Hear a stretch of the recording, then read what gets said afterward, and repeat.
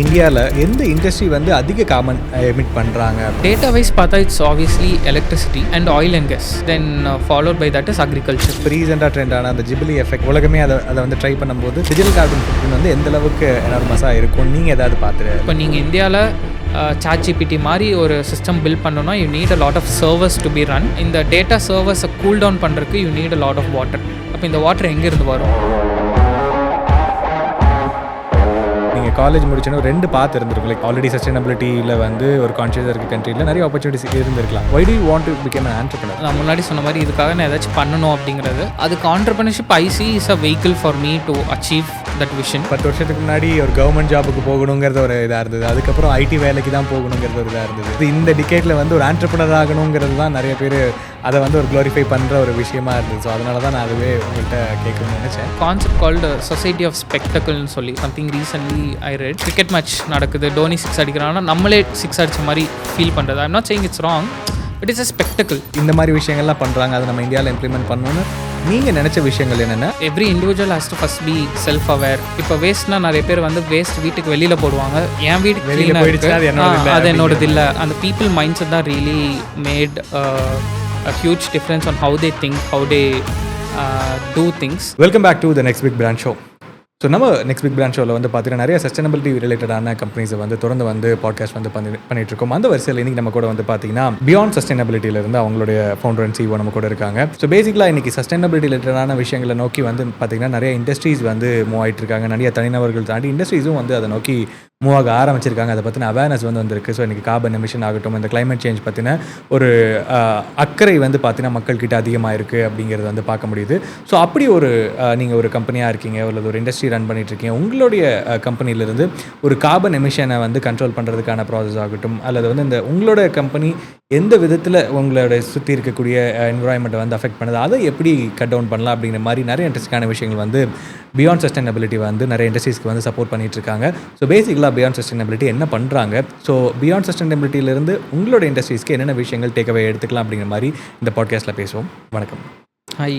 Beyond sustainability. So beyond sustainability பற்றி தெரிஞ்சுக்கிறதுக்கு முன்னாடி உங்களை பற்றி தெரிஞ்சுக்கணும்னு நினைக்கிறேன். ஸோ உங்களை பற்றி சொல்ல முடியுமா? என் பேர் ஹரி. பார்ன் அண்ட் பாட் அப் எல்லாம் கோயம்புத்தூர் தான். Okay. And schooling everything was in Coimbatore. என்னோட பேச்சுலர்ஸ் வந்து இன்ஸ்ட்ருமெண்டேஷன் இன்ஜினியரிங் படித்தேன். ஓகே. பொள்ளாச்சியில் தான் படித்தேன். இட் வாஸ் டூரிங் என்னோட probably second years of my bachelors. I came across a documentary called before the flood, which was about climate change. Climate change வந்து அந்த டாக்குமெண்ட்ரியில் என்ன பேசியிருந்தாங்கன்னா எதனால் நடக்குது. பட் மோர் இப்போ நம்ம கிளைமேட் சேஞ்ச் அப்படிங்கும்போது இட் வில் யூஸ்வலி பி ஒரு 5 years 10 years 15 years முன்னாடியான ஒரு டேட்டா அது ரிலேட்டடாக தான் இருக்கும். பட் இது வந்து இந்த டாக்குமெண்ட்ரியில் அவங்க they went on a live tour. கரண்ட்டாக உலகத்தில் டிஃப்ரெண்ட் பார்ட்ஸ் ஆஃப் த வேர்ல்டுக்கு போயிட்டு they showed how climate change is actually impacting அப்படின்னு சொல்லி. ஸோ அதோட one of the very premier person was Leonardo DiCaprio. So he was the one who narrates the entire thing and he goes to different parts of the world. He was also a UN ambassador during that period. ஸோ அந்த documentary like really moved me a lot. எனக்கு வந்து ஜென்ரலாகவே எனக்கு ஒரு சின்ன ஒரு attraction towards நம்ம நாலேஜை வந்து சொசைட்டிக்கு ஏதாச்சும் யூஸ்ஃபுல்லாக பண்ணணும் அப்படிங்கிற எனக்கு ஒரு சின்ன ஒரு அட்ராக்ஷன் சின்ன வயசுலேருந்தே இருந்தது. அதை எனக்கு எதனாலன்னு ஸ்பெசிஃபிக்காக சொல்ல முடியல. But probably because the movies I watch and things I did and all that. எனக்கு இந்த கத்தி படத்தில் வந்து ஹவு ஒரு வாட்டரை பற்றி படிச்சுட்டு ஒரு the knowledge that one individual has that character will come back to his village and try to save the village. But அவனுக்கு அந்த நாலேஜ் தான் ரொம்ப அவங்கள ஹெல்ப் பண்ணும்.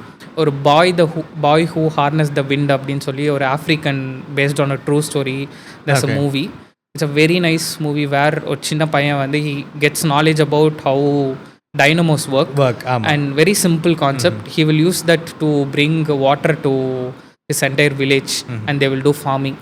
ஸோ அதெல்லாம் ப்ராபப்ளி எனக்கு தெரியல, அந்த மாதிரி பார்த்தனால I was very influenced by that and I wanted to be something like the boy who harnessed the wind and அந்த மாதிரியான ஒரு character in my real life. இப்போனே எனக்கு சின்ன வயசுலேருந்து I had a bit of thing. So அப்படி இந்த documentary பார்க்கும்போது I was very curious about it. Okay. And documentary they spoke a lot about climate change பற்றி நிறைய பேசுகிறாங்க, அட்வர்டைஸ் பண்ணுறாங்க, but very less action is being taken. So then I wanted to see how I can solve for that problem.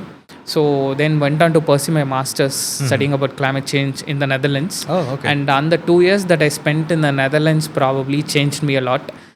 to be in a first world or a developed country and to see how they see things, how their entire country is, and all of that.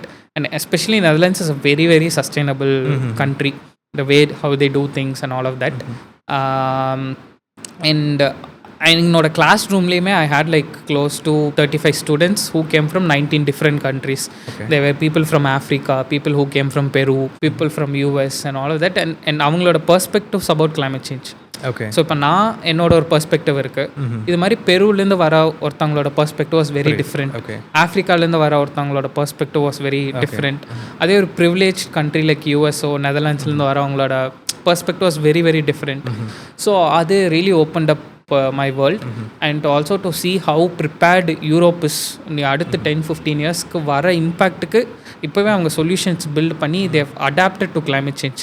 There like ஒரு 10 வருஷம் கழிச்சு இந்த ஏரியாவில் flood வரும், அதனால நாங்கள் வந்து 2 floor வீடே இருக்காது.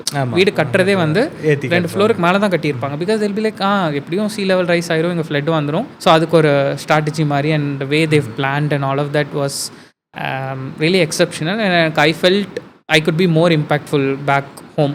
Okay. So I also worked there for over 6 months on our EU funded research project la. But எனக்கு சின்ன அந்த திருப்பியும் ஒரு மூவிஸ் மாதிரி தான் அந்த ஸ்வதேஷ் மூவி கரெக்டாக அந்த டைமில் தான் ஸ்வதேஷ் மூவியும் பார்த்தேன். And that is about someone who has COVID happened and someone who comes back to India and does something impactful. எனக்கு அந்த கேரக்டர் இது இருக்கும். Then the only question I had was what is stopping me coming back and doing something? I'll come figure it out. அந்த பயங்கிறது அப்போ தெரில, ரொம்ப கிடையாது. அந்த at least not very long back. But ஒரு 5 இயர்ஸ் முன்னாடி ஐ டென்ட் ஹாவ் அந்த courage over. எனக்கு அந்த டவுட்டோ செல்ஃப் டவுட்டோ அது எதுவுமே எனக்கு பெருசாக மைண்டில் இல்லை. ட்ரை பண்ணுவோம், if it works out it works out, if not then will find a வேங்கிற அந்த ஒரு கரேஜ் மட்டும்தான் இருந்தது. Then came back home. I happen to work in a climate accelerator for a year.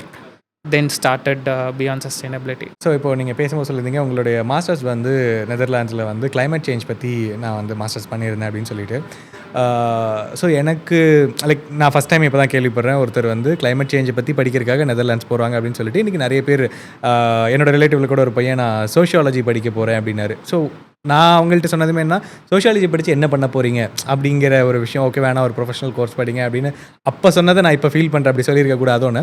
But someone has to study ஒரு climate சேஞ்சை பற்றி படிக்கிறதுக்காக abroad போய் படிக்கிறதுக்கான தேவை என்ன இருக்குது அண்ட் அங்கேருந்து அதுக்கான அடுத்தடுத்த ஸ்டெப்ஸ். ஏன்னா ஒரு ப்ரொஃபஷனல் டிகிரி படிக்கிறோம் இல்லை ஒரு வேறு ஏதாவது ஒரு கோர்ஸ் படிக்கிறோன்னா அங்கேயே ஜாபில் செட்டில் ஆகி அப்படிங்கிறது தான் மேஜர் அப்ஜெக்டிவாக இருக்கும் எல்லாத்துக்குமே. நீங்கள் ஏன் கிளைமேட் சேஞ்ச் பற்றி படிச்சிங்க அண்ட் ஏன் அந்த மாதிரி கோர்ஸஸை வந்து ஒருத்தங்க வந்து ப்ரிஃபர் பண்ணணும் அப்படிங்கிறத தெரிஞ்சுக்கலாமா? ஸோ இப்போது ஐ திங்க் நீங்கள் 2 கேள்வி இருக்குது. ஒன்று நான் ஏன் பண்ணேன், இன்னொன்று அது தேவையா அப்படிங்கிறது. I think I'll probably address the first question first. தேவையா அப்படின்னா இந்த மாடர்ன் வேர்ல்டில் with where AI is advanced and all that, knowledge அப்படிங்கிறது இட்ஸ் ஈஸிலி அவைலபிள். நீங்கள் இப்போ போய் ChatGPTயில் ஒரு 25 அட்வான்ஸ்டு டாபிக் கேட்டால் கூட it will tell you every thing. அப்புறம் எனக்கு அந்த டாப்பிக்கில் நீ டீட்டெயிலாக எக்ஸ்பிளைன் பண்ணுனா உங்களுக்கு எப்படி புரியுமோ அது மாதிரி அதனால் சொல்லிக் கொடுக்க முடியும். So now you don't have to go find knowledge or find a teacher or உங்களுக்கு எப்படி புரியுமோ. எனக்கு நீ சொல்கிறது புரியல, ரொம்ப காம்ப்ளெக்ஸாக இருக்குது, சிம்பிளாக சொல்லலாம் சொல்லுவோம். இல்லை எனக்கு இவ்வளோ சிம்பிளாக வேணாம், கொஞ்சமாச்சு அட்வான்ஸ்டாக இல்லை காம்ப்ளெக்ஸாக சொல்ல, இல்லை எனக்கு மெட்ரிக்ஸோட சொல்ல, however we want it's available. So knowledge is not scarce. So நாலேஜ்க்காக இல்லை ஒரு இன்ஃபர்மேஷனுக்காக, probably information I think is the right வேர்ட்காக நான் போகிறது I don't think would make sense. But if you want to build exposure, இப்போ எனக்கு வந்துட்டு I was someone, I was the only child in my family. நான் பெருசாக எங்கேயும் போனதே கிடையாது வீட்டை விட்டு வெளியே. ஹாஸ்டலுமே ரொம்ப தங்கி தான் போனேன். So I needed a lot of exposure. எனக்கு இட் வாஸ் மோர் அபவுட் என் மாஸ்டர்ஸையும் தாண்டி I felt I will be in a different world, have a different exposure and think beyond என்னோட சர்க்கிள் மட்டும். இப்போ நான் கோயம்புத்தூர்லேயே தான் இருந்திருக்கேன்னா என் உலகம் கோயம்புத்தூர் மட்டும்தான். ஸோ எனக்கு கோயம்புத்தூர் தாண்டி எனக்கு பெரிய ஆக்சஸ் கிடையாது.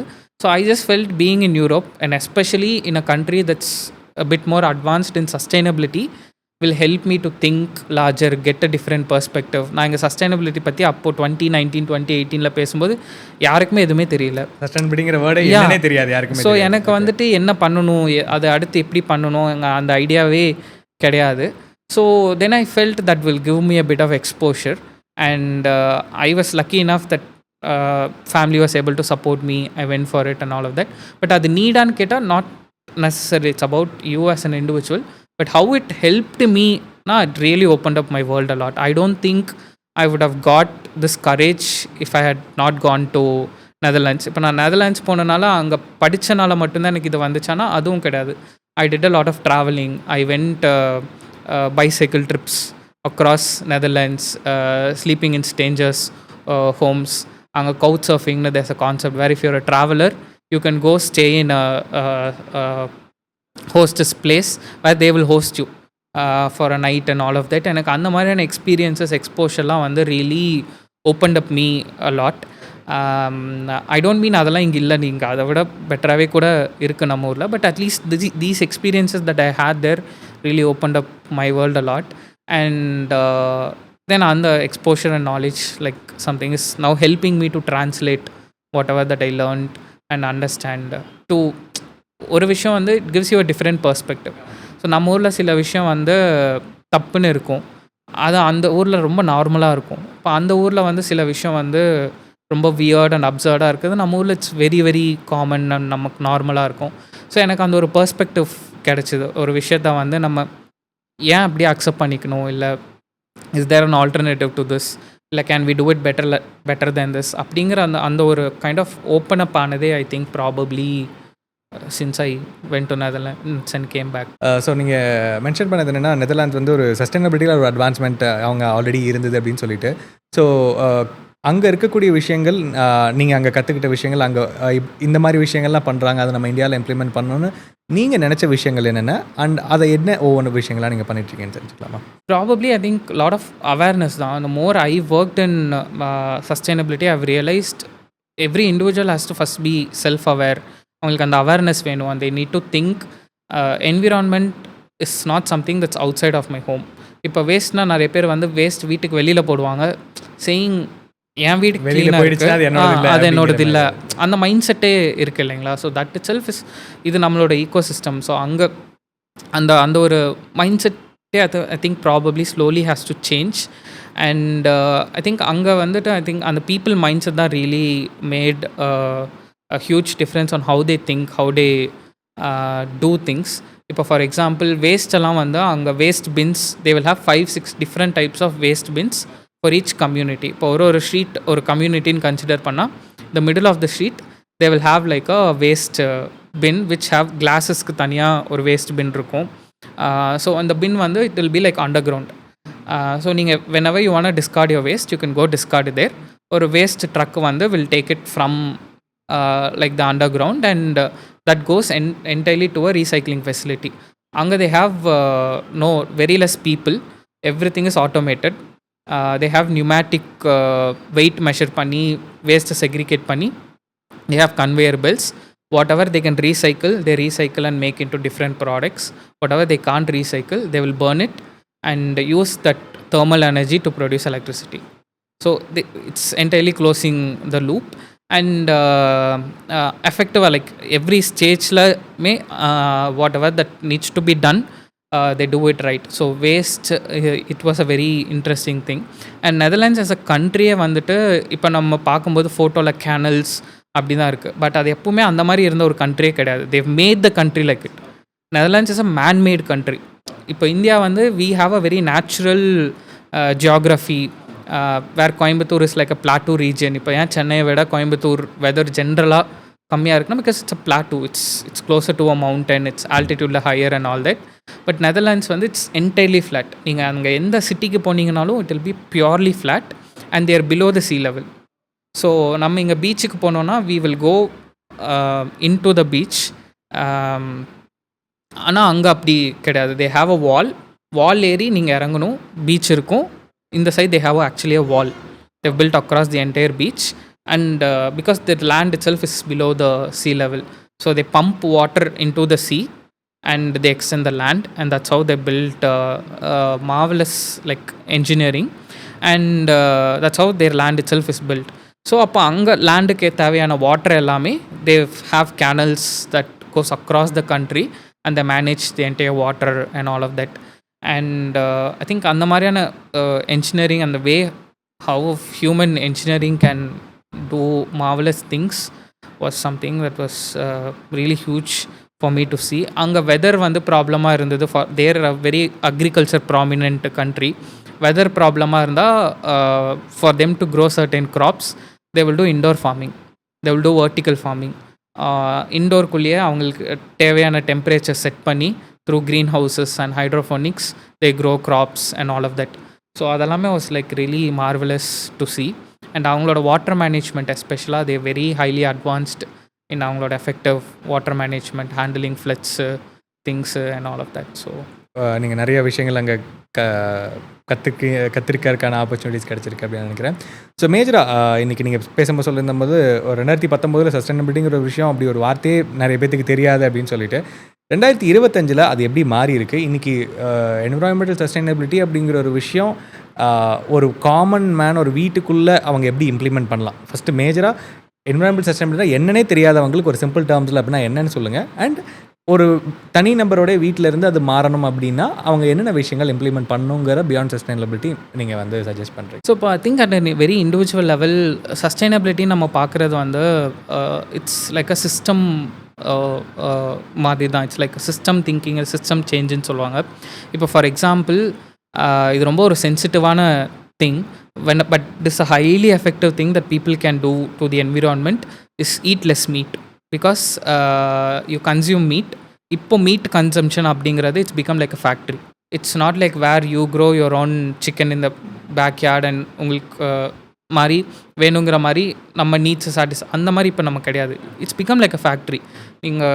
இங்கே அக்ராஸ் ஈரோடே போய் பார்த்தீங்கன்னா there'll be lot of chicken farms and all of that. Again I am not blaming them, but in order to grow a chicken, in order to grow ஒரு goat, in order to grow ஒரு cow especially, so much amount of feed has to be given. இப்போ அதுக்கான agriculture, அதுக்கான land use, அதுக்கான water use, all of that energy consumption, intense agriculture that needs to be done, and we actually grow 2 times more crops for these farming animals than the crops we grow for humans itself. And there are actually close to 18 to 25 billion chickens on the planet for us to consume. We are only 9 billion people. Okay. There are so many goats, so many cows and pigs and all of that, and that's highly unsustainable thing that we are currently practicing. So adukkaga I don't mean everyone has to become vegetarian and all of that, but can you actually reduce your meat consumption? முன்னாடிலாம் வந்து at least when I was growing up we used to eat meat once in a week, and then that become thrice in a week, and now it's become like a normal food. எங்கே பார்த்தாலும் இப்போ it's become like a very common and a normal food. So I think high impact happens just starting with eating less meat. But to give you some number, probably 1 kilogram of chicken has, if you eat 1 kilogram of chicken, it easily has close to 7 to 10 kilograms of carbon emission. இதே ஒரு 1 kilogram of vegetable or fruit or சாப்பிட்டா it is only 0.5 grams or 1 gram. So that's பெரிய difference. Yeah, that's like a huge difference that happens, and I think that's one very effective thing that people can start. And second one, the waste management, and I think idukku or waste management we need an entire system around it. Or individual homes la start பண்ணாலுமே I think adukana management practices and things needs to be done. So I think that is the second most highly effective thing. Third one, the transport. So இன்னொரு category where lot of emissions happens is transport. So but now we tend to have more cars in the city, and everyone wants to upgrade their lifestyle and move and use more cars and all of that. That's only leading to more emissions. So I think probably trying to see a bit more conscious on இப்போ நம்ம ஒரு ஃபங்க்ஷனுக்கு போகிறோன்னா can we actually carpool with someone. இப்போ நம்ம ஆஃபீஸுக்கு ரெகுலராக போகிறோம் அப்படின்னா இன்றைக்கி ஒரு கொலீக் அதே ரூட்டில் போகிறாங்கன்னா can I actually share the ride with them. இன்னைக்கு I take my car, tomorrow I take their car, and can we share, and things like this. Simple things really goes a long way in terms of doing it. And இப்போ நம்ம நிறைய urban development, city developmentன்னு பேசும்போது நம்மளோட பாப்புலேஷனுக்கு this might be a huge challenge, but also there lies an opportunity. இப்போ Paris, London, European cities எல்லாமே தேர் trying to implement a concept called 15-minute cities, வேர் உங்களுக்கு only reason why we travel far is for work or for school or hospital and all of that. What if all of that is available within 15 minutes for you? So நீங்கள் இந்த சிட்டியை விட்டு வெளியே போக தேவையே இல்லையா? இப்போ ஒரு நெய்பர்ஹுட் இருந்ததுன்னா அந்த நெய்பர்ஹுட்டில் இருக்கிற 1000 மக்கள் இல்லை 5000 மக்களுக்கு தேவையான விஷயம் அந்த நெய்பர்ஹுட்குள்ளேயே இருந்ததுன்னா you will not leave the neighbourhood and travel far and all of that, இல்லைங்களா? இந்த லாங் ட்ராவலுக்கு you can use train which can run purely on electricity renewable பவர்லேயே. And for short travel you can use cycles and that can be highly effective. So அந்த மாதிரியான concepts தான் தே trying to implement. இப்போ 1980s 1990s இந்த மாதிரி cities எல்லாருமே நிறையா cars use பண்ணாங்க, பிரிட்ஜஸ் கட்டினாங்க, டெவலப் ஆனாங்க. And they felt that's very unsustainable to grow. And all of the cities are now coming back to solutions like this. Paris இதான் பண்ணாங்க, நெதர்லாண்ட்ஸே இதான் பண்ணாங்க. நெதர்லாண்ட்ஸே they had lot of cars, lot of bridges and all of that.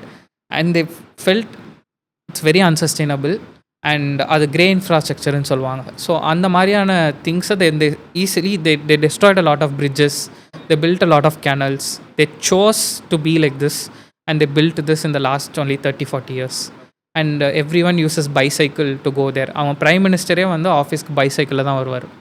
And that's like a very common trait that happens. So I think அந்த மாதிரியான திங்ஸ்க்கு move ஆகுறது I think would be highly sustainable option. And also எப்போவுமே சஸ்டைனபிலிட்டின்னு பேசும்போது we shouldn't think 100% பர்ஃபெக்டாக இருந்தால் தான் சஸ்டைனபிலிட்டின்னு.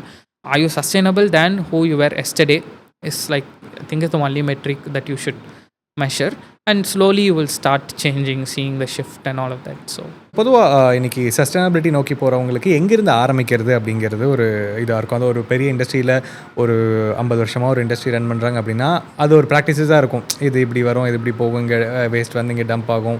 So இது ஒரு சிஸ்டமேட்டிக்காக இருக்கிறத ஓகே ஒரு அடுத்த ஜென்ரேஷன் உள்ளே வந்து நான் சஸ்டைனபிளாக மாற்ற போகிறேன் அப்படின்னு சொல்லும் பொழுது எங்கேருந்து ஆரம்பிக்கிறதுங்கிறதே ஒரு கேள்விக்குறியாக இருக்கும். ஸோ இந்த மாதிரி இருக்கக்கூடிய விஷயங்களுக்கு ஜென்ரலி பியாண்ட் சஸ்டைனபிலிட்டி எப்படி ஹெல்ப் பண்ணுறீங்க?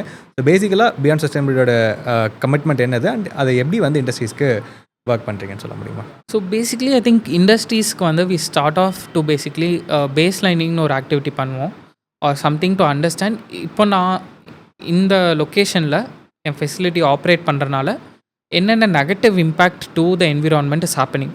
தே consume waste, like they produce waste because they consume raw materials and water consume பண்ணுவாங்க. They consume certain natural resources. இப்போ அவங்களோட ஆப்ரேஷன்ஸ்னால அவங்களுக்கு வேஸ்ட் ஜென்ரேட் ஆகும், கார்பன் எமிஷன்ஸ் வரும், இப்போ ப்ராபப்ளி வேஸ்ட் வாட்டர் ஜென்ரேட் ஆகும் and all of that. And அதனால அவங்க சுற்றி இருக்கிற என்விரான்மெண்ட்டுக்கு what is a negative impact. So அது ஒரு இம்பேக்ட் அசஸ்மெண்ட் மாதிரி something we do. All of these are certain technical things. But that's where our expertise probably comes in to understand எங்கே they have a negative impact and அதை mitigate பண்ணுறதுக்கு what are all the projects that they can do. So first thing is to measure and understand, like a very simple management principle. You can only manage what you measure. You can only control what you have and set strategies only if you have measured. So on the initial measurement we help them in setting up systems, processes, and ensure that there's a system in place to measure all of these things. Once that system is set, then capture the data which then we set strategies on how they can become sustainable. And most of these strategies are also long term, mid term, short term marina. So they have a long term strategy to say probably long term la we can do these things, because certain things might require a lot of capital, certain things they may not be able to do the next day itself, and certain things they'll be immediately be able to do on a short term basis, like good practices and all of that. So adu mari then we set a strategy, set an objective, then help them implement all of those. இப்போ நீங்கள் beyond sustainability start பண்ணும்பொழுது initially அது என்னவா start பண்ணியிருந்தீங்க and இது இப்போ எப்படி update ஆயிருக்குன்னு சொல்ல முடியுமா? ஸோ நான் முன்னாடி சொன்ன மாதிரி carbon emission are the reason for climate change. So அதுதான் we predominantly wanted to address and be the solution for. And இப்போவுமே எங்களோட one north star that we measure our impact is how much carbon emission that we have reduced. So carbon emissions ஒரு கம்பெனியோட ஆப்ரேஷன்ஸில் every activity has a carbon emission. இப்போ அவங்களோட say for example they use fuel in their பாய்லர்னா அதில் emissions வரலாம், டிரான்ஸ்போர்ட்னால வரலாம் and all of that. So we help them measure the carbon emission. Initially we started off as a carbon management company, helping companies to do so, and every company will have a plan to become net zero ன்னு சொல்லுவாங்க, where they either reduce all the emissions they produce or certain emission that they can't reduce, they will offset by planting trees and all of that. So on the net zero support பண்றதுக்கு தான் we initially started off, but India it was a very niche thing to do. And it's been 3 years since we started. So there's one metric called ESG, environmental social governance அப்படின்னு சொல்லி, which is seen as one metric to measure sustainability. And sustainability-ல sustainable development ஓட கான்செப்டே வந்து is that we shouldn't look environment separate. We need to look holistically. If sustainability means people also develop, people also grow and all of that, and we also organically make revenue, profits and things like that. So in the people, planet, profit அப்படிங்கிறது தான் sustainable development அப்படிங்கிறத குறிக்குது. And any project that contributes positively to environment, people and planet, I mean planet, people and generates profit as well, is called as a sustainable project. So அப்படி பார்க்கும்போது இந்த ESG looks at environment holistically, carbon emission, water, அவங்களோட waste, air emissions and all of that. Similarly அவங்களோட social aspects like எம்ப்ளாயீஸோட safety, அவங்களோட worker safety and அவங்களோட giving them fair wages practices and things like that. So all of that is seen as a metric, and that is something that we help companies with looking at their ESG. And as we evolved, there's a lot of grant based projects and funds that come from Western countries to support Indian MSMEs to become more sustainable. So on the mari grant based, cluster based projects we have done. So we worked with an industrial association where we worked with close to 100 companies in Coimbatore and Tirupur, helping them put out a roadmap on how the entire industry cluster can become net zero. And we had 50 companies, close to 50 to 70 companies in Tirupur that we worked with, and 25 to 30 companies in Coimbatore that we worked with. And as a cluster, we put out a report on how they can become net zero. And similarly, we worked on a boiler efficiency project for close to 40 textile dyeing units along with an organization called Good Business Lab. It was their project and we were an implementing partner to do that here in Coimbatore and Tirupur. And we also work with an organization called Fair Trade, which promotes fair trade practices. And that project is even funded by the European Union itself. And they aim to support close to 40 to 50 textile MSMEs in becoming sustainable. And Adala, we are one of the vendors implementing the project. And all these comes through grant funds. So a lot of the support that the Western countries want to give for taking climate action and all of this comes through such grant funds. And in the Mariana cluster based projects is also something we take up and do. That's a second vertical. And something that we started very recently is climate education. The more we worked in this space, we realized it needs a lot of education. It needs a lot of mindset shift. Only then I think skill set and tool set will matter a lot, because people then should understand how to use it and the importance of this and all of that. And that's where we realized and started, let's work with corporates on corporate training programs. We work with schools, colleges on colleges especially doing a 4 credit or a 2 credit course, particularly on sustainability, where we handle as a guest professors, we handle it as a sustainability practitioner, and we do it for schools also on short term courses for school children. And that's always very exciting to work with school children. You can go in front of them as an expert, but they will still question you. They will bring a new perspective out of nowhere, and they will bring interesting solutions. So that was very interesting for us also to develop as a professional. Then we also do events and retreats where we try to help people on conscious living and things like that. So, but this is something that we started recently and work on a more an individual part. These are the things that we predominantly do.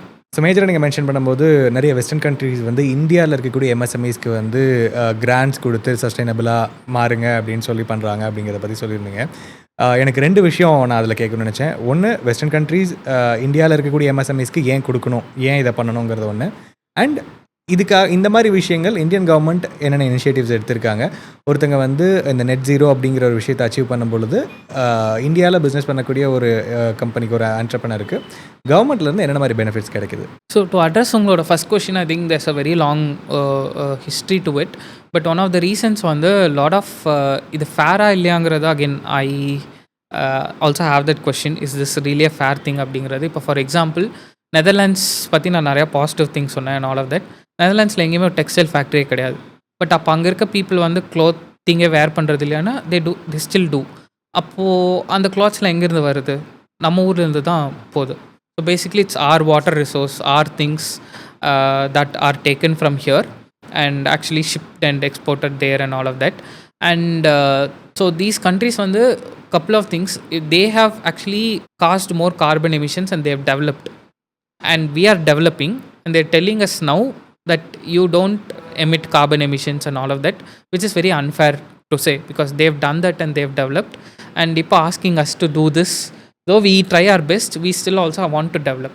So what they do is they support us in kind of bridging this gap கிறனால தான் then they provide these funds and things and all of that. So that is one. Second, that's one of the major reasons. And second is also because they procure from us. Lot of their products that they use goes from here. And நிறைய விஷயம் வந்துட்டு நம்ம இங்கேருந்து தான் export பண்ணுறோம். So அதனால so அவங்க எங்கேருந்து ப்ராடக்ட் வருதோ அங்கேயும் சஸ்டைனபிளாக இருக்கணுங்கிற அளவுக்கு கான்ஷியஸாக அதுதான் வந்து ரீசன் ஃபார் அந்த கண்ட்ரீஸ்க்கு டு சப்போர்ட் இந்தியாவில் இருக்கிற எம்எஸ்எம்இஸ் சப்போர்ட் பண்ணுறதுக்கான ரீசன் வந்து I think that's predominantly. And இப்போ ஃபார் எக்ஸாம்பிள் சில பிராண்ட்ஸ்லாம் இருக்காங்க, க்ளோதிங் பிராண்ட்ஸ், அவங்க தேசே எனக்கு வந்து நெட் ஜீரோ ஆகணும் பை தி இயர் 2040, எனக்கு நெட் ஜீரோ ஆகணும் பை தி இயர் 2050. ஸோ என்னோட சப்ளையராக எனக்கு நீங்களும் net zero by the year 2040 ஆயிருந்தால் தான் I can become entirely net zero. So when they ask in the suppliers, so then they should also transfer that knowledge, help them to do that, and see it like a partnership and not just treat it like a business. So in order to do that also, they see it as a way that they can support in the MSMEs and all of that. So and companies, இந்தியாவில் இருக்க companies எதனால் பண்ணுறாங்க அப்படின்னா, one, good for the environment and all of that, but at the end of the day it has to make business sense, business valueங்கிறது இருக்கணும். If they spend some money into certain initiatives and all of that, அதில் ROI என்ன அப்படிங்கிறது தான் the end of the day any business looks into. So because these companies say எனக்கு நீங்கள் சஸ்டைனபிளாக இருக்கணும், இருந்தால் தான் நான் உங்ககிட்ட இருந்து ப்ரொக்யூர் பண்ணுவேங்கிற டிமாண்ட் இருக்கனால, in order to maintain அந்த work order, in order to get those things, companies here showcase them to be sustainable, and they want to be more sustainable so that they can continue their relationship with the brands abroad. So அது ஒரு reason. Second reason வந்து இந்த year 2070 India set everything in India will become net ஜீரோன்னு. So that is one of the reasons. And இந்தியாலையுமே SEBI which is the stock market exchange, இதில் they've made a mandate to say 1000 top listed companies in the stock exchange have to mandatorily put out a ESG report every year. From last year onwards it's been mandated, and say what is the impact that they're showing year on year on avangaloda ESG metrics. So this becomes, it's something that they're showcasing publicly. முன்னாடி வந்து வாலண்டியராக இருந்தது, அப்புறம் mandate ஆக்குனாங்க. now they have to get it verified, they have to get it audited by certain metrics மட்டும். they have to get an external auditor to come sit along with them and verify that these metrics are really true basis on evidences, and that's becoming more and more stringent. So இது நடக்கிறதுனாலையும், say if you are supplying locally, if you are supplying to ஒரு பெரிய manufacturer who's doing automobile manufacturing, நீங்கள் இங்கே கோயம்புத்தூர்லேருந்து அவங்களுக்கு gear மட்டும் supply பண்ணுறீங்கன்னா, if they want their vehicle to be sustainable, உங்ககிட்டயும் you have to be sustainable. So then they say எனக்கு வந்து zero waste to landfill achieve பண்ணணும் அப்படின்னா, அப்போ அவங்க சப்ளையர் ஜீரோ வேஸ்ட் டு லேண்ட்ஃபில்லாக இருந்தால் தான் அவங்களோட ப்ராடக்டை they can say it is zero waste to landfill product அப்படின்னு. அப்போ then they ask there supplier as well. So அந்த மாதிரி ஒரு ட்ரிக்கிள் டவுன் எஃபெக்ட்டும் வந்துட்டு ஸ்லோலி. ஸோ அதாவது நம்மளுடைய பர்சனல் என்னோட பிஸ்னஸ் க்ரோத்துக்காக என்விரான்மெண்ட் எவ்வளோ வேணால் பொல்யூட் பண்ணலாம் அப்படிங்கிறத வந்து கட் டவுன் பண்ணுறதுக்காக செபி இது வந்து ஒரு ஸ்ட்ரிக்டான ஒரு இதுவாக பண்ணிடுது. அண்ட் இயர் ஆன் இயர் இது இன்க்ரீஸ் ஆகிட்டு தான் போகுது. முன்னாடிலாம் வந்துட்டு it was like a good to have, okay இருந்தால் பரவாயில்ல, nice to have. It was like இது இருந்தால் பார்க்குறதுக்கு நல்லாயிருக்கு, கேட்குறதுக்கு நல்லாயிருக்கு, ஒரு நல்ல ரிப்போர்ட் பண்ணி காட்டுறாங்க, அந்த மாதிரி தான் இருந்தது. இப்போ slowly it's becoming a mandate. இது நீங்கள் வந்து பண்ணியே ஆகணும் அப்படிங்கிற மாதிரியான ஒரு ஸ்டேஜுக்கு வருது. அடுத்து இது எந்த ஸ்டேஜுக்கு போகும்னா, நீங்கள் இது இம்ப்ரூவ் பண்ணியே ஆகணும். நீங்கள் இப்போது எமிஷன்ஸ் பண்ணிகிட்டே இருக்க முடியாது. மேபி அந்த எமிஷன்ஸுக்கு ஒரு கார்பன் டேக்ஸ் பண்ணலாம், இல்லை அந்த எமிஷன்ஸுக்கு வந்துட்டு ரெடியூஸ் பண்ணுறதுக்கு நிறைய ரெகுலேஷன்ஸ் இனி ஃப்யூச்சரில் கொண்டு வரலாம். So that is also becoming a thing. இப்போது ஃபார் எக்ஸாம்பிள் கார்பன் டேக்ஸ்ன்னு சொன்னனால I will add this also. So இப்போது யூரோப்பில் வந்து 2026 they have got something called as cross border adjustment மெக்கானிசம்னு. ஸோ இப்போ யூரோப்பில் they have something called as carbon tax சில கண்ட்ரீஸில். இப்போ ஸ்வீடன்லலாம் வந்துட்டு ஒரு பர்டிகுலர் லிமிட்டுக்கு தான் நீங்கள் கார்பன் எமிஷன்ஸ் பண்ண முடியும் ஆஸ் அ கம்பெனி. அதுக்கு மேலே பண்ணிங்கன்னா you have to pay carbon tax. For every ton of CO2 emission that you do, you have to pay a tax to the government. அந்த tax money they will use for nature restoration. But in case இப்போ அந்த company இங்கேருந்து procure பண்ணுறாங்க அப்படின்னா அப்போ டேக்ஸே கிடையாது இங்கேருந்து அவங்க ப்ரொக்யூர் பண்ணுற ப்ராடக்ட்டுக்கு. So that is slightly unfair. There's like an imbalance in their system. So there like இனிமேல் 2026 ஒரு 6 இண்டஸ்ட்ரீஸ் சொல்லியிருக்காங்க. இந்த 6 இண்டஸ்ட்ரீஸ்லேருந்து வர ப்ராடக்ட்டை மேண்டட்டரியாக to put a carbon tag to each of the product, and you should say how much carbon emission is coming, and if it is above a certain limit you have to pay a carbon tax. So then that is becoming a mandate for companies to reduce and all of that. So நான் இப்போ ஒரு textile industry பற்றி நம்ம பேசிட்டு இருக்கும்போது எனக்கு ஒரு பேசிக்காக ஒரு லேமன் டேர்ம்ஸில் எனக்கு ஒரு ஆன்சர் இருந்ததுன்னா கொஞ்சம் யூஸ்ஃபுல்லாக இருக்கும்னு நினைக்கிறேன்.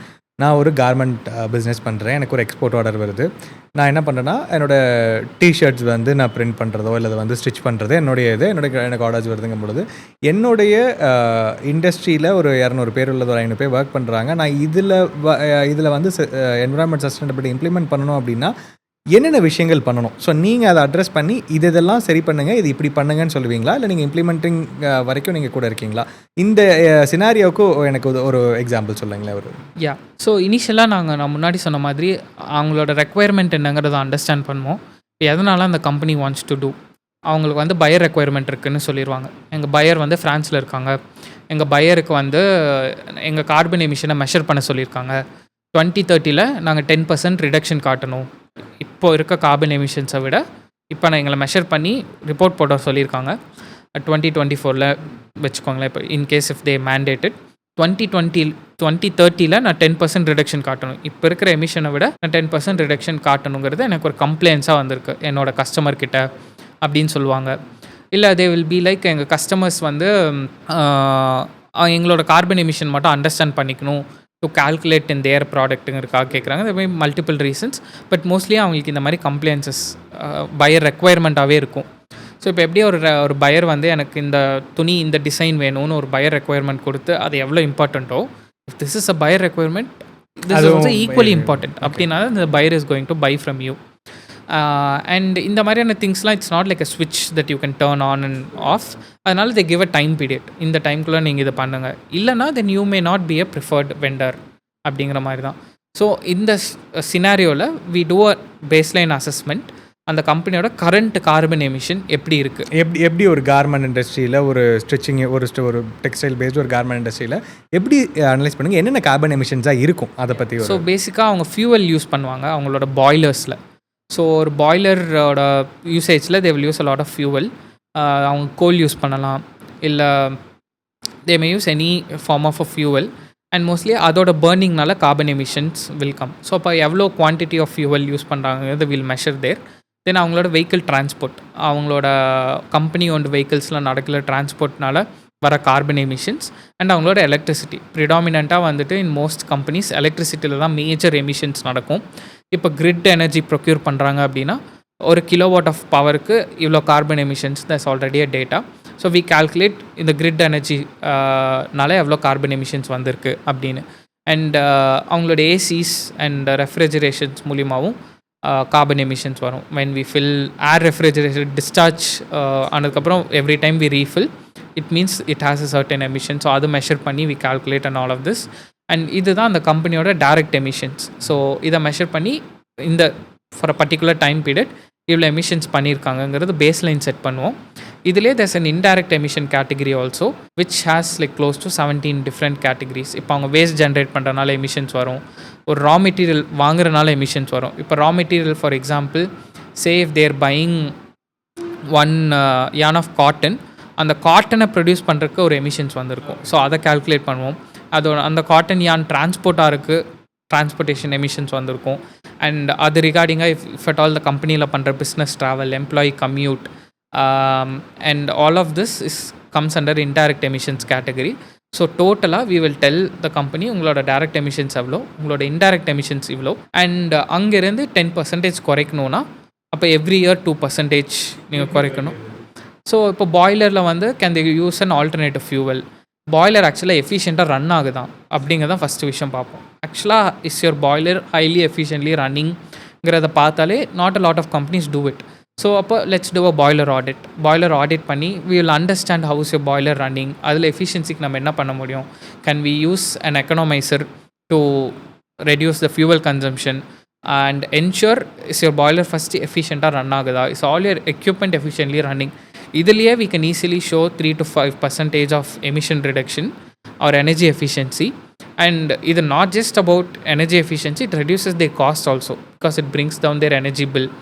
And similarly compressor வந்து is it effectively running, அப்படியான things தான் we first of all measure and understand, do an energy audit and see if all of their equipments and usage வந்துட்டு ப்ரிவைலிங்காக இருக்கானா. All of these are low investment things. இது நீங்கள் பெரிய investment புதிய equipment போடணும் அந்த மாதிரி பெரிய திங்ஸே கிடையாது. Just by making something efficient you can reduce your emission. So இது மாதிரி லோ ஹேங்கிங் ஃப்ரூட்ஸ் அப்படின்னு சொல்லுவாங்க. இமீடியட்டாக ஷார்ட் டேர்மாக ரொம்ப இன்வெஸ்ட்மெண்ட் இல்லாமல் என்னென்ன பண்ணலாங்கிறத ஷார்ட் டேர்ம் கோலாக வி வில் கீப். ஸோ இது பண்ணுறக்கு ஒரு 1 year ஆனதுக்கப்புறம் then mid term 3 to 5 years அப்போ என்ன பண்ணலாம். இப்போ பாய்லர் எஃபிஷியன்சிலாம் பார்த்துட்டோம், பாய்லர் எஃபிஷியண்ட்டாக ரன் ஆகுது. இப்போ can we use an alternative fuel. இப்போ இந்த ஃபியூவல் ஹையர் எமிஷன்ஸ் இருக்குன்னா இதுக்கு can we look at an alternative. அப்போ அதுக்கு ஏதாச்சும் பைலட்ஸ் பண்ண முடியுமா, can the look to move to an alternative fuel option is something that we will look at. இப்போ இன்கேஸ் கோல் யூஸ் பண்ணுறாங்கன்னா biomass is a highly better alternative compared to coal usage. So அந்த மாதிரி alternative fuels is something that we look at. And similarly electricity can they use a renewable power, they can invest in a renewable source. Illana they even don't have to build a renewable plant, they can enter into a power purchase agreement. இப்போ நீங்கள் ஒரு solar plant own பண்ணுறீங்கன்னா உங்கள் கிட்டேருந்து நாங்கள் வாங்கிக்கிறோம், they can even put an agreement and they can do. So அந்த மாதிரி there are a lot of other means that we then work with them, help them to implement and all of that. இது வந்து சின்ன சின்ன பர்சன்டேஜஸாக ஒரு longer Ranil தான் வந்து கம்மி பண்ண முடியும் அப்படிங்கிறத புரிஞ்சுக்க முடிஞ்சது. So they have to show continuous progress, அவ்வளோதான். பர்ஃபெக்டாக இருக்கணுங்கிறது கிடையாது. அப்போ அவங்களோட சப்ளையர் வந்து எவ்ரி இயர் அசஸ்மெண்ட் பண்ணுவாங்க. எவ்ரி இயர் வந்து they will do an assessment. அப்போது போன இயர் இப்படி இருந்தீங்களா, இந்த மாதிரி ப்ராஜெக்ட்ஸ் பண்ணிங்களா, இப்போ இந்த வருஷம் இவ்வளோ குறைச்சிருக்கீங்களா, fine, they will give a rating. So next year இதே மாதிரி they will have to continuously show progress and all of that. இந்த ரேட்டிங்ஸ் இனிஷியலாக கம்பெனிஸே பண்ணிகிட்டு இருந்தாங்க. now there are also other rating agencies. so there are certain assessments மாதிரி where they have to go to a third party assessment and third party will give a rating and அவங்களோட vendor வந்து அந்த ரேட்டிங்கை வந்து they will take it as a assessment to see how you are and the vendor will say இப்போ நீங்கள் C gradeல இருக்கீங்கன்னா can you improve to B grade and they will give a time period. 1 yearக்குள்ளே இது improvement காட்டுங்க, இல்லை 2 yearக்குள்ளே improvement காட்டுங்க. So இப்போ நீங்கள் பார்த்ததில் இந்தியாவில் எந்த இண்டஸ்ட்ரி வந்து அதிக கார்பன் எமிட் பண்ணுறாங்க அப்படின்னு பார்க்க முடியும்? இன் டர்ம்ஸ் ஆஃப் இண்டஸ்ட்ரியில் எந்த செக்மெண்ட் ஆஃப் பிஸ்னஸஸ் வந்து அதிக கார்பன் எமிஷன்ஸ் இருக்குன்னு டேட்டா வைஸ் பார்த்தா it's obviously electricity and oil and gas. So any sector that has oil and gas in their supply chain is a highly intensive carbon intensive sector. Then comes electricity, then followed by that is agriculture, because agriculture is so vast and everything. We have so much of methane emissions that happen through agriculture itself. So இந்த மூணு தான் probably இந்தியாவில் high intense sectors.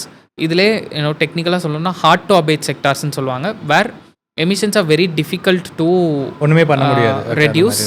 And அந்த cement manufacturing, chemical manufacturing, fertiliser manufacturing, இந்த மாதிரியான industries are hard to abate sector where it's high intense emission that happens.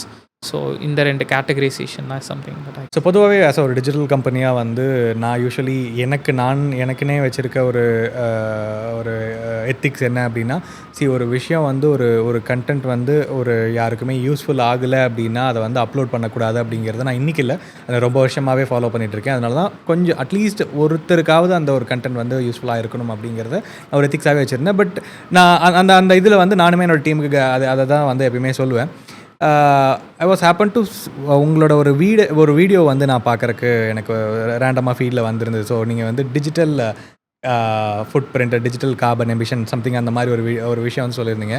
So இன்றைக்கி digital அது கரெக்டாக டேர்ம் பண்ண முடியுமா எனக்கு? So digital carbon digital carbon food print வந்து இன்றைக்கி எந்த அளவுக்கு நம்ம கான்ஷியஸாக இருக்க வேண்டிய கட்டாயத்தில் இருக்கும், அண்ட் அது எந்த இடத்துல வந்து ஒரு இம்பேக்ட் க்ரியேட் பண்ணோம் அப்படின்னு சொல்ல முடியுமா? டு கிவ் யூ ஒரு எக்ஸாம்பிள், இப்போ நெட்ஃப்ளிக்ஸில் வந்து 3 hours மூவி பார்க்குறோன்னு வைங்களேன்.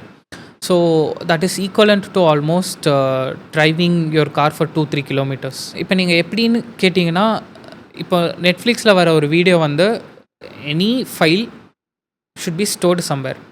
நெட்ஃப்ளிக்ஸில் வர அந்த படம் உங்கள் ஃபோனில் ஸ்டோர் ஆகலை, which means that is stored elsewhere. அப்போ எங்கேயோ ஒரு சர்வரில் ஏதோ ஒரு இடத்துல தட் மெமரி இஸ் ஸ்டோர்ட். அந்த சர்வர் இஸ் பேசிக்லி கம்ப்யூட்டர். அப்போ அந்த கம்ப்யூட்டர் நீங்கள் இங்கே 3 hours பார்க்குறீங்கன்னா அந்த கம்ப்யூட்டரும் 3 hours ரன் ஆகுது. ஸோ அதுக்கு ஒரு எனர்ஜி கன்சம்ஷன் நடக்குது. And all those close to 60-70% of internet is through connection cables that are underground. Server to server இருக்கிற அண்டர் கிரவுண்ட் கனெக்ஷன் கேபிள்ஸ் மூலிமா தான் this energy is getting transmitted. நம்ம நிறைய பேர் நினச்சிக்கிறோம் இட்ஸ் த்ரூ ஒயர்லெஸ் அப்படின்னு. It's mostly through the connection cables தான். அப்போ அந்த கனெக்ஷன் கேபிள்ஸ்க்கு எலக்ட்ரிசிட்டி தேவைப்படுது to communicate and all of that. And இதை கால்குலேட் பண்ணி தான் we call something called as a digital carbon footprint. So any thing that we do online, if the data is not stored in your phone, then it's stored in a server, and it takes enormous amount of energy to run these servers. And especially everything that we do digitally then has a carbon footprint. Let it be like ஒரு Instagram மெசேஜாக இருக்கலாம். நீங்கள் இன்ஸ்டாகிராமில் ஒரு கிஃப் அனுப்புறக்கும் ஒரு message அனுப்புறக்கும் there's a difference. ஓகேன்னு ஒரு message அனுப்பிச்சிட்டிங்கன்னா அதோட carbon emission is probably half compared to you sending a GIF. Okay. So that is a digital carbon food print, right? இல்லை ஒரு வெப்சைட் வந்துட்டு நீங்கள் ரொம்ப ஃபேன்சியாக பில்ட் பண்ணி நிறைய இமேஜஸ் போட்டு வீடியோஸ் போட்டு ஸ்க்ரால் டவுன் பண்ணுறக்கும் ஒரு பிளாக் அண்ட் ஒயிட்டில் ஒரு website இருக்கிறக்கும் there's a huge impact in terms of digital carbon footprint. So all of these are something that has an impact, and அதுதான் is something that we call as digital carbon footprint, and everything that we do digitally does have. And கண்டிப்பாக வந்து இதை பற்றி நீங்கள் research பண்ணும் பொழுது இப்போ ரீசெண்டாக ட்ரெண்டான அந்த ஜிபிலி எஃபெக்ட்னால எவ்வளோ கார்பன் எமிட் ஆகிருக்குங்கிறத கண்டிப்பாக நீங்கள் இந்த ட்ரெண்ட் ஏதோ ஒரு விஷயம் ட்ரெண்ட் ஆகும்போது ஒரு உலகமே அதை வந்து ட்ரை பண்ணும்போது டிஜிட்டல் கார்பன் ஃபுட்பிரிண்ட் வந்து எந்த அளவுக்கு எனார்மஸாக இருக்கும்னு நீங்கள் ஏதாவது பார்த்துரு லைக் எஸ்பெஷலி ஐ திங்க் அடுத்த எக்ஸாம்பிளுமே I was about to share AI and ChatGPT. இப்போ lot of people are saying இந்தியாவில் வந்து ஒரு ChatGPT மாதிரி ஒன்றும் இல்லை, நம்ம ஒரு ஏஐ மாடல் பில்ட் பண்ணணும் and all of that, which again I don't want to talk from a business or a technology perspective, but from an environment perspective it takes enormous amount of water to keep these data servers running. இப்போ நீங்கள் இந்தியாவில் ChatGPT மாதிரி ஒரு system build பண்ணணும்னா you need a lot of servers to be run, and in a country where water is already scarce and summer வந்தால் where there's lot of shortage of water, இந்த data சர்வர்ஸை cool down பண்ணுறதுக்கு you need a lot of water. அப்போ இந்த water எங்கேருந்து வரும்? Will that be something that you will take from people's usage, or where will we even get this water? And all of these are certain challenges that we have, and every query that we put into ChatGPT has enormous amount of carbon emission as well as water consumption, and in the water room we call something called as water footprint or virtual water, and that is something that has a huge impact with everything that we do, especially with ChatGPT mariana things are highly carbon intensive compared to using Instagram or other digital platforms. இங்கே தான் the companies like Google which are slightly different, where they are climate neutral. Google is a climate neutral company. So if you're opening something on Google versus any other browser, Google la vara இந்த carbon footprint எல்லாமே they measure and they offset by planting trees or things like that compared to any other alternative. இப்போ அமேசான்லாம் பார்த்தீங்கன்னா I don't think they 100% carbon neutral, they probably 30% or 40%. If you take Microsoft, they 60-70% carbon neutral. So compared to that, Google is highly effective. There's a web browser called Ecosia. So Ecosia நீங்கள் use பண்ணிங்கன்னா for almost a certain number of browsing, I'm not sure of the exact number, but 10 sessions or 20 sessions that you take, they plant a tree. some amount of their revenue goes directly towards planting trees. So அந்த மாதிரியான browsers are also purely built to take care of this environmental sustainability as well. So அந்த மாதிரியான options are also available. But இதில் ஒரு சின்ன catch என்ன அப்படின்னா, until 2024 mid Google was climate neutral, but since Google started developing Gemini, they couldn't make it entirely climate neutral, and they're not climate neutral right now. They're still trying to become, but with the introduction of Gemini, அவங்களோட alternative for ChatGPT, they were not able to do it with entirely renewable resources. So yeah. So நிறைய விஷயங்கள் இந்த environmental sustainability அதில் beyond sustainability என்ன மாதிரி விஷயங்கள்லாம் பண்ணுறீங்க அப்படிங்கிற பற்றி ஷேர் பண்ணியிருந்தீங்க.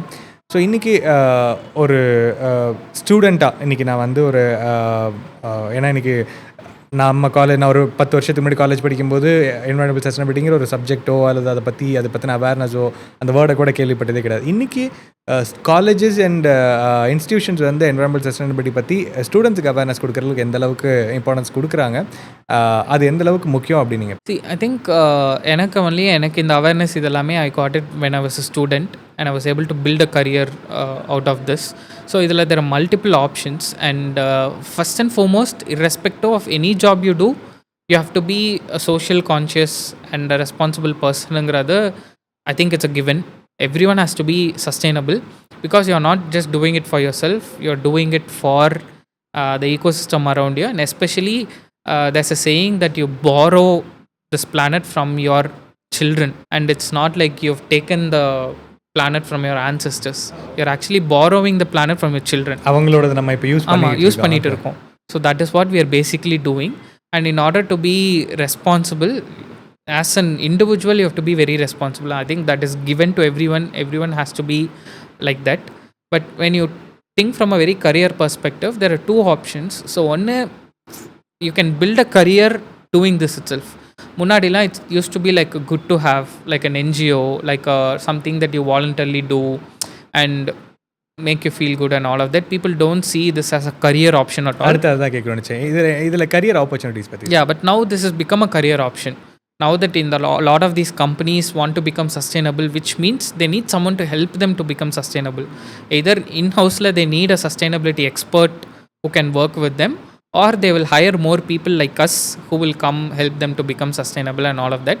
And at some point, or not even a long, but over 10 years, every company will need a sustainability expert, either in-house or externally, who's going to help them and all of these initiatives. So adunala I think there's a huge career opportunity in the space la. That is one. Second, வந்து உங்களோட டொமைன்லேயே sustainability can be ஒரு enabled kind of a job. இப்போ for example you're an architect அப்படின்னா உங்களுக்கு green buildings கட்டுறது இல்லை green architecture, that can be a domain for yourself. இப்போது இன் டேர்ம்ஸ் ஆஃப் டெக்ஸ்டைல் அப்படின்னு எடுத்துட்டா, can I actually manufacture my textile itself entirely 100% eco-friendly or sustainable? And hemp, which there are people who are trying to make clothes. Bamboo, which there are people who are trying to make clothes, which are much more sustainable alternatives to what we are currently practicing. So any sector that you enter into, even if you're an auditor, இப்போ ESG auditing is becoming a huge thing. Sustainability auditing is becoming a huge thing. Indian government is saying financial auditors already நமக்கு ஒரு system இருக்குது, why should I try to invent something for sustainable auditing? நான் அது financial auditing கூட type பண்ணிடுறேன். ஸோ ஆடிட்டர்ஸே வந்து ESG ஆடிட்டும் பார்த்துக்கோங்க அப்படிங்கிற மாதிரியான ஒரு ஷிஃப்ட்டும் வருது. So even if you're an accounts person, even if you're an auditing person, finance person, you can enter into the space. There is lot of climate finance அப்படிங்கிறது நடக்கு. லாட் ஆஃப் தீஸ் நான் முன்னாடி சொன்ன மாதிரி grant based funds, அதோட financing அது எப்படி பண்ணலாங்கிறதாமே இட்ஸ் பியோர் கிளைமேட் ஃபினான்ஸுங்கிறது. There's a huge sector that is booming. And even all banks now have been mandated to measure their emissions, financed emissions ன்னு சொல்லி. So if you are lending out a loan, அந்த லோன்னால எவ்வளோ emissions ஆச்சுங்கிறதை you have to report to RBI. So இதுக்கான ஒரு இதை பண்ணலாம் பாசிபிளா? லைக் ஏன்னா நான் லோன் வாங்குறேன், நான் ஒரு பிஸ்னஸ் பண்ணுறேன்னா எப்படி பேங்க் வந்து அதை எப்படி ட்ராக் பண்ணுவாங்க? லைக் எப்படி? ஏன்னா உங்கள் பிஸ்னஸோட எமிஷன்ஸ் வருது, டேட்டாஸ் இருக்குது. நான் சொன்ன மாதிரியே தான் அவங்களும் மெஷர் பண்ணுவாங்க. நாங்கள் இவங்க பிஸ்னஸில் இவ்வளோ percentage probably we still own because of the mortgage. So இவ்வளோ எமிஷன்ஸ் வி ஓனுங்கிற மாதிரி they will report. நீங்கள் ஒரு வீடு கட்டுறீங்க, அந்த வீடு லோன் 5 இயர்ஸ்க்கு இருக்க போகுது அப்படின்னா, அப்போ 5 இயர்ஸ் உங்களோட எமிஷன்ஸில் அவங்க மார்ட்டேஜ் வேல்யூ எவ்வளவோ, safe that is 30%. 30% of your emissions they also own. So நாளைக்கு when they give out a loan, they can decide, is this loan going to a greener project or is it going to a project that's going to pollute the planet more? அப்படிங்கிறத they need to keep a check. அப்படிங்கிறதுக்காக தான் they've brought something called as in the finance emission tracking and all of that.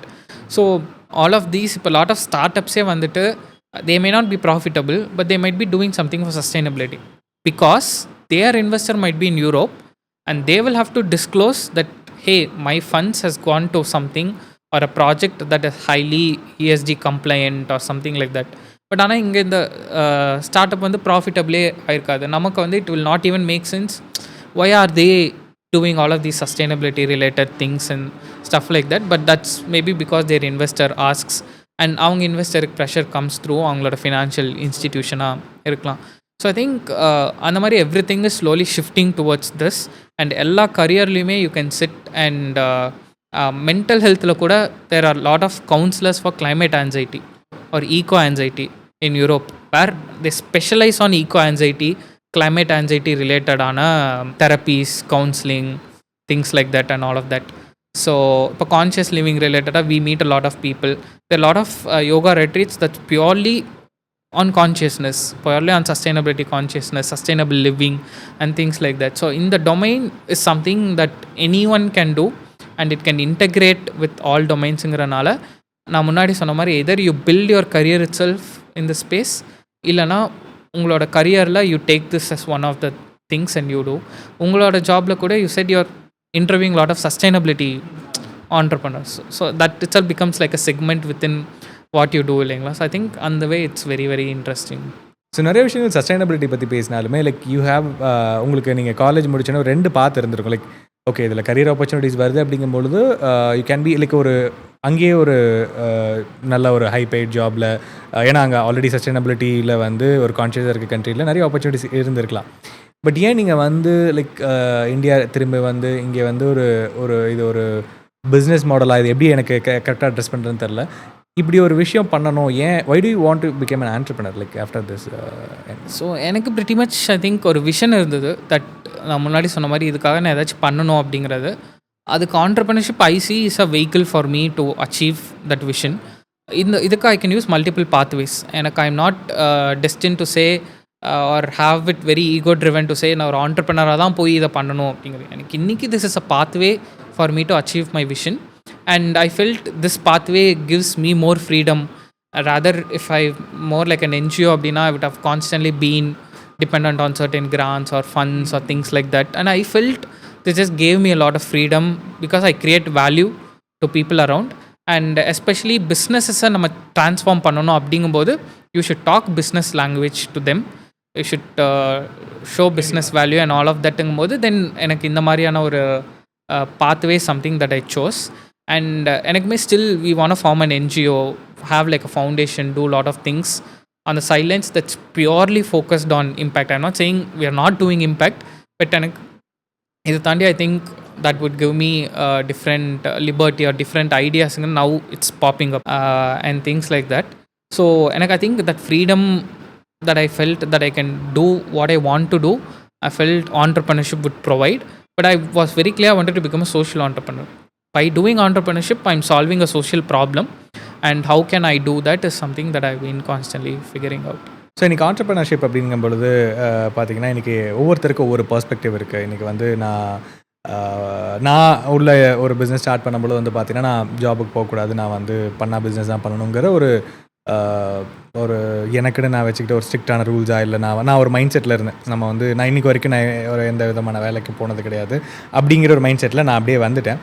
But என்னோடய friends நிறைய பேர் work பண்ணிகிட்டு இருக்காங்க, நான் வந்து ஒரு ஆண்டர்ப்ரனர் ஆகணும் அப்படின்னு அவங்களுக்கு ஒரு ஆசை இருக்கும். பட் இன்றைக்கி வரைக்கும் அன்றைக்கி சொல்ல ஆரம்பித்தவங்க இன்றைக்கி வரைக்கும் சொல்லிட்டு தான் இருக்காங்க. So it depends on person to person. நீங்கள் இந்த விஷயத்தை எப்படி பார்க்குறீங்க?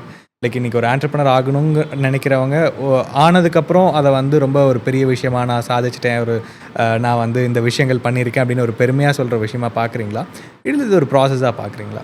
இல்லை, எனக்கு வந்து ஐ திங்க் சம்டைம்ஸ் எஸ்பெஷலி இப்போது ஒரு ரீசெண்டாக I think entrepreneurship is very over glorified to where we are operating, and ஒரு kind of culture where நிறைய entrepreneurs create பண்ணணும், all of that is fine, but ஒரு slightly shaming of to say ஏன் உனக்கு இவ்வளோ ஸ்கில்ஸ் இருக்குது, நீ ஏன் வந்து ஒர்க்கு மட்டும் இன்னும் போயிட்டுருக்க, அந்த மாதிரியான ஒரு ப்ரொஜெக்ஷன் பண்ணுறதோ, இல்லை வந்து நீ ஆண்டர்ப்ரனர் ஆனால் நீ இப்படிலாம் இருக்கலாமே, அந்த மாதிரி காட்டுறது வந்து எனக்கு ஐ திங்க்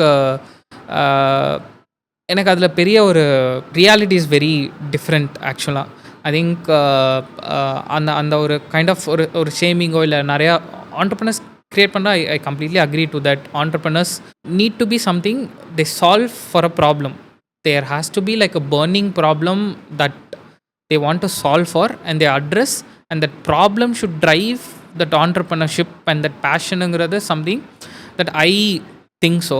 எனக்கு பிகாஸ் எனக்கு என் விஷன் தான். எனக்கு நிறைய விஷயம் எனக்கு இப்போவும் தெரியாது. எனக்கு நிறைய விஷயம் வந்துட்டு தெரியாதுன்னு சொன்னாலும் சரி கற்றுக்கலாம் தான் எனக்கு தோணும். அதெல்லாம் எனக்கு எங்கேருந்து வருதுன்னா, it's because of my vision. It's not because people will talk about me, people will give me awards, people will do எனக்கு அது கிடையாது. That's a byproduct. அதை நான் பண்ணுறனால it's a byproduct for me to do this. நாளைக்கு என்னோடய balance ஷீட்டை போய் நான் தான் உட்காந்து பார்க்க போகிறேன். நான் தான் வந்து சம்பளம் பிரச்சனை வந்தால் உட்காந்து சால்வ் பண்ண போகிறேன். கேஷ் ஃப்ளோ ப்ராப்ளம் வந்தால் I am the one who's responsible for all of this. So that is more important. So people வந்து இந்த பை ப்ராடக்ட்ஸை பார்த்துட்டு அந்த ரியாலிட்டியை பார்க்க மாட்டேங்கிறாங்களோங்கிறது என்னோட ஒரு அந்த ரியாலிட்டி நிறைய பேர் சொல்கிறதும் கிடையாது. People see someone who's done entrepreneurship for 30 years. 30 years, அது 3 decade. இங்கே 3 மாதம் ஒரு விஷயத்துக்கு எஃபர்ட் போட்டுட்டு people are getting rejected and all of that. So அது வந்துட்டு they deserve that glorification, they've done the hard work and all of that. But the question is, are you ready to sacrifice so many things for that problem that you want to solve for, where it doesn't feel like pressure? It shouldn't feel like pressure to you, and that's the most important thing. And எல்லா ஆண்டர்ப்ரனருக்குமே அவங்க ஜேர்னியில் they will have challenges, they will have sleepless nights. நானுமே நிறைய நாள் I have thought about, என்னோட ஒரு மென்டாருமே advice பண்ணார், நீ ஏன் you have to be an entrepreneur, you can go to one of big 4 companies, they'll pay you really well. Early turnover வந்து உனக்கு கொடுப்பாங்க, உன்னோட இயர்லி பேயா, உனக்கு இந்த அளவுக்கு மென்டல் ஸ்ட்ரெஸ் இருக்காது, நீ பண்ணணுன்னு நினைக்கிற வேலையை பண்ணலாம். Again that might come with its own challenges, but still உனக்கு பண்ணுங்கிறத நீ பண்ணலாம்ல, you will still be working with industries and all of that அப்படின்னு சொன்னார். But I felt that's just not my calling. I felt this was more of my calling. And இதில் எனக்கு ஒரு challenge வந்தால் I will try to see how I can mitigate that and overcome and go தான் எனக்கு தோணியிருக்கு. So I think everyone's calling doesn't have to be entrepreneurship, and everyone's calling doesn't have to be திஸ்ஸுங்கிறது தான் எனக்கு I feel. முன்னாடி வந்து சொசைட்டியில் ஒரு template இருந்தது, இப்போ எல்லோரும் கொஞ்சம் டெவலப் ஆகவும் அந்த டெம்ப்ளேட்டை கொஞ்சம் மாற்றுறாங்க. And my question is always, is it really needed? ஏன்னா இன்றைக்கி ஒரு 10 வருஷத்துக்கு முன்னாடி ஒரு கவர்மெண்ட் ஜாபுக்கு போகணுங்கிறது ஒரு இதாக இருந்தது, அதுக்கப்புறம் ஐடி வேலைக்கு தான் போகணுங்கிறது ஒரு இதாக இருந்தது. ஸோ அதுக்கு அடுத்தது இந்த டிகேட்டில் வந்து ஒரு ஆண்டர்ப்ரனர் ஆகணுங்கிறது தான் நிறைய பேர் அதை வந்து ஒரு க்ளோரிஃபை பண்ணுற ஒரு விஷயமா இருந்தது. ஸோ அதனால தான் நான் அதுவே உங்கள்கிட்ட கேட்கணும்னு நினச்சேன். So there's a concept called society of spectacle னு சொல்லி, only something recently I read. It's a very Marxist principle where they say ஒரு ஸ்பெக்டக்கிளை காமிச்சு அந்த ஸ்பெக்டக்கிளை சொசைட்டியே வந்து அச்சீவ் பண்ண ட்ரை பண்ணும். இப்போ ஃபார் எக்ஸாம்பிள் கிரிக்கெட் மேட்ச் நடக்குது, டோனி 6 அடிக்கிறாங்கன்னா நம்மளே 6 அடித்த மாதிரி ஃபீல் பண்ணுறது. I'm not saying it's wrong, but it's a spectacle. அந்த ஸ்பெக்டக்கிள் பார்க்குறது நம்ம அந்த இதை எக்ஸ்பீரியன்ஸ் பண்ணுற மாதிரியான ஃபீலிங் நமக்கு வருது இல்லைங்களா? ஸோ இதை ஒரு ஸ்பெக்டக்கிள் மாதிரி காமிக்கிறாங்களோ, இதை ஒரு ஸ்பெக்டக்கிள் மாதிரி ப்ரொஜெக்ட் பண்ணி அதை எல்லாருக்கும் யூனிஃபார்மாக பண்ணுறதுக்கு try பண்ணுறாங்களோன்னு something that I feel. If it's not your calling, it's nothing wrong in going to a job, nothing wrong in like taking care of your family, being happy. I think what ultimately matters at the end of the day is, if you go to sleep, நிம்மதியாக அன்றைக்கி தூக்கம் வரணும் உங்களுக்கு.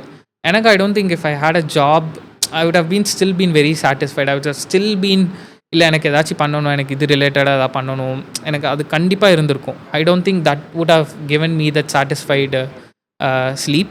எனக்கு I want to create more leaders, I want to create more climate leaders and where they will go create change. எனக்கு இந்த entrepreneurship is something I'm seeing as a vehicle for me to do it. ங்கிறனால தான் I think I am able to say probably this is my take. But again, that is one thing that I would probably say that not everyone should glorify this. This comes with the challenges and all of it, but people should be more aware of this as well, and not just do it because they want to satisfy something, or especially for இதோட by ப்ராடக்ட்ஸ்க்கு. So கண்டிப்பாக இந்த conversation, இந்த பாட்காஸ்ட்டில் வந்து environmental sustainable தாண்டி நிறைய entrepreneurship ரிலேட்டடான விஷயங்களும் வந்து பேசியிருக்கோம். இன்றைக்கி நிறையா சஸ்டைனபிள் ரிலேட்டடான அவேர்னஸும் அதை பற்றின தேடலும் வந்து மக்கள்கிட்ட வந்துட்டுருக்கு. அதை இண்டஸ்ட்ரி ஃபோக்கஸ்டாகவும் இண்டஸ்ட்ரியும் வந்து அடாப்ட் பண்ண ஆரம்பிச்சிருக்காங்கன்னு நீங்கள் சொல்கிறது கேட்கும்பொழுது ரொம்பவே மகிழ்ச்சியாக இருந்தது. கண்டிப்பாக இந்த பாட்காஸ்ட் பார்க்குறவங்களுக்கு ஒவ்வொரு இண்டஸ்ட்ரியும், அவங்க ஒர்க் பண்ணக்கூடிய இண்டஸ்ட்ரி ஆகட்டும், அவங்களோட இண்டஸ்ட்ரி ஆகட்டும், அல்லது ஒரு தனிநபராக என்வரான்மெண்டல் சஸ்டைனபிலிட்டியில் எந்த அளவுக்கு கான்ஷியஸாக இருக்கணும், அண்ட் அதில் எஸ்பெஷலி நீங்கள் சொன்ன ஒரு டம், இந்த பிளானட் வந்து என்னோடய பையன்கிட்டருந்து நான் கடன் வாங்கியிருக்கேன், என்னோடய தாத்தாட்டிருந்து இல்லை அப்படிங்கிற ஒரு விஷயம் வந்து கண்டிப்பாக வந்து எல்லா மனசுலையும் இருக்கணும் அப்படிங்கிறது வந்து இந்த பாட்காஸ்ட் பார்க்கும்போது கண்டிப்பாக புரிஞ்சிருக்கும். So thank you for your time. நிறைய இன்ஃபர்மேட்டிவான இன்சைட்ஸ் ஷேர் பண்ணியிருந்தீங்க. Thanks Vignesh, thanks for having me, and thanks to your team as well for coordinating, doing this done, and people who will now go work on these videos and all of that. So thanks in advance. Thanks a lot. Yeah.